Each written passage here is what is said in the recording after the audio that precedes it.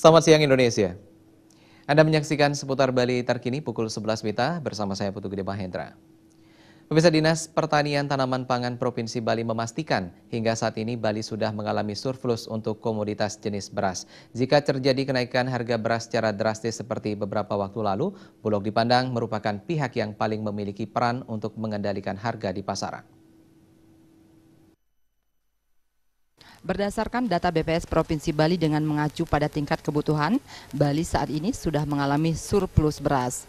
Berdasarkan perhitungan kebutuhan beras rata-rata per orang per tahun sekitar 113 kg dikalikan jumlah penduduk di Bali, maka kebutuhan beras mencapai sekitar 425.000 ton per tahun.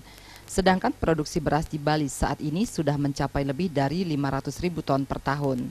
Menurut Kepala Dinas Pertanian Tanaman Pangan Provinsi Bali, Ide Bagus Wisnu Ardana, dengan produksi beras yang sudah sangat tinggi, penduduk Bali tak perlu khawatir kekurangan beras. Jika beberapa waktu lalu harga beras sempat melonjak sangat tinggi, di sanalah peran pemerintah khususnya Bulog untuk segera melakukan stabilisasi di pasar agar fluktuasi harga dapat terkendali.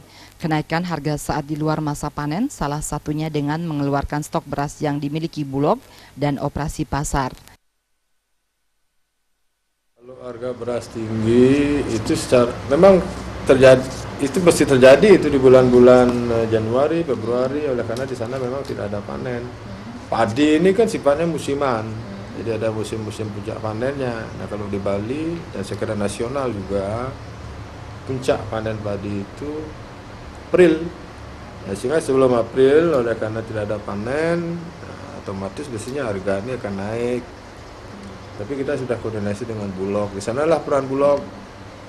Jadi selaku penjaga stok beras. Jadi begitu tidak ada panen, Bulog mengeluarkan stoknya, operasi pasar, pasar mula.